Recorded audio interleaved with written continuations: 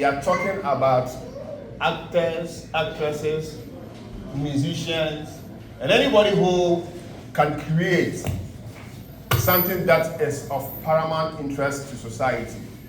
Now, what it means is that any and every creativity becomes what we call your intellectual property, and then you have rights over your creativity.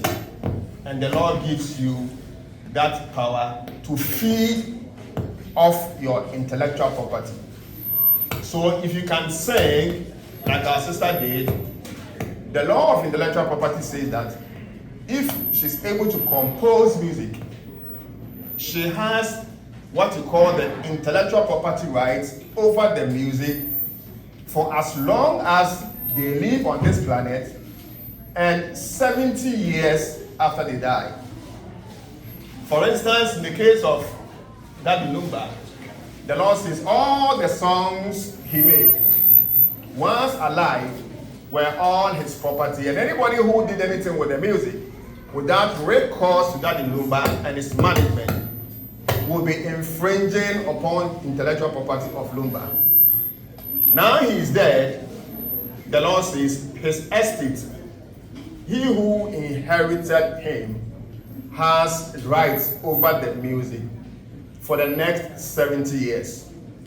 The question we are asking is how many of our creative industry players understand these dynamics?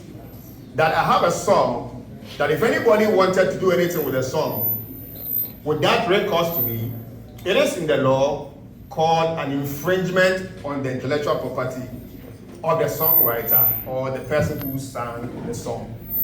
Now, this dream is coming from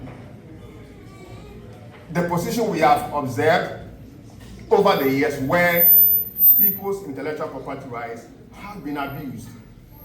So we are saying at LYB Sports and Entertainment LLC that look, we are here as a consortium, as a company, as an institution. If you find reason to identify with us, we are going to protect your brand, your creative rights. And then with our legal team, with our managers, our PR people, our marketing people, we are able to give you something that protects your intellectual property rights.